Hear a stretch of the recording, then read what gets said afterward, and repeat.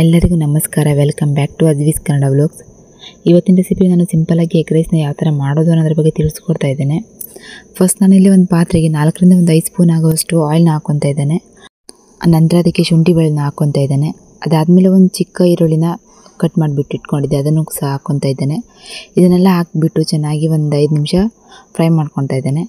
ಅದ್ರ ಜೊತೆಗೇ ಕರಿಬೇವನ್ನು ಕೂಡ ಹಾಕ್ಕೊತಾ ಇದ್ದೇನೆ. ನಾನಿಲ್ಲಿ 2 ಮೊಟ್ಟೆನ ಇದಕ್ಕೆ ಒಡೆದು ಹಾಕ್ಕೊತಾ ಇದ್ದೇನೆ. ಅರ್ಧ ಕಪ್ ರೈಸ್ ಆಗಿರೋದ್ರಿಂದ 2 ಮೊಟ್ಟೆ ಸಾಕು ಅಂತ 2 ಮೊಟ್ಟೆನ ಹಾಕ್ಕೊತಾ ಇದ್ದೇನೆ. ಅದಾದಮೇಲೆ ಇದಕ್ಕೆ ಒಂದು ಸ್ವಲ್ಪ ರುಚಿಗೆ ತಕ್ಕಷ್ಟು ಉಪ್ಪು, ಜೊತೆಗೆ ಸ್ವಲ್ಪ ಖಾರ ಪುಡಿ ಇವೆರಡನ್ನು ಹಾಕಿ ಚೆನ್ನಾಗಿ ಫ್ರೈ ಮಾಡ್ಕೊತಾ ಇದ್ದೇನೆ. ಈ ಮೊಟ್ಟೆ ಎಲ್ಲ ಫ್ರೈ ಆದಮೇಲೆ ಹರಳಲ್ ಥರ ಆಗಿರಬೇಕು, ಅಲ್ಲಿವರೆಗೂ ಇದು ಫ್ರೈ ಮಾಡಿಕೊಡ್ಬೇಕು. ಬೇಗ ಹರಳು ಆಗಿಲ್ಲ ಅಂತಂದರೆ ಒಂದು ಸ್ವಲ್ಪ ನೀರನ್ನು ಹಾಕ್ಕೊಳ್ಳಿ, ಬೇಗ ಹರಳಾಗುತ್ತೆ. ನಾನು ನೀರನ್ನು ಆ್ಯಡ್ ಮಾಡಿಲ್ಲ, ಬೇಕು ಅಂತಂದರೆ ಹಾಕ್ಕೊಳ್ಬೋದು, ಆಪ್ಷನಲ್ಲಿ ಇಟ್ಕೊಳ್ಳಿ. ಅದಾದಮೇಲೆ ನಾನು ಇದಕ್ಕೆ ಒಂದು ಅರ್ಧ ಕಪ್ಪಷ್ಟು ರೈಸ್ನ ಹಾಕ್ಕೊತಾ ಇದ್ದೇನೆ.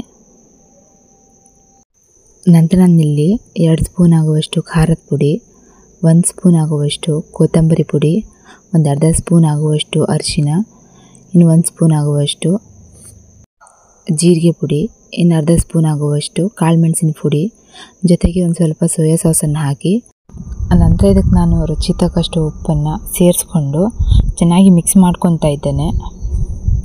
ನಾನೊಂದು ಸ್ವಲ್ಪ ಜಾಸ್ತಿ ಖಾರ ತಿನ್ನೋದ್ರಿಂದ ಕೊನೆಯದಾಗಿ 1 ಸ್ಪೂನಷ್ಟು ಖಾರನ ಆ್ಯಡ್ ಮಾಡ್ಕೊತಾ ಇದ್ದೇನೆ.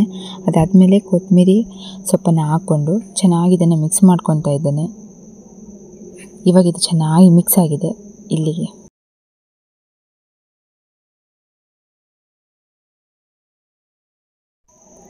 ಈ ನನ್ನ ರೆಸಿಪಿ ಇಷ್ಟ ಆದರೆ ಲೈಕ್ ಮಾಡಿ, ಶೇರ್ ಮಾಡಿ, ಕಮೆಂಟ್ ಮಾಡಿ, ಸಬ್ಸ್ಕ್ರೈಬ್ ಮಾಡೋದನ್ನು ಮಾತ್ರ ಮರಿಬೇಡಿ.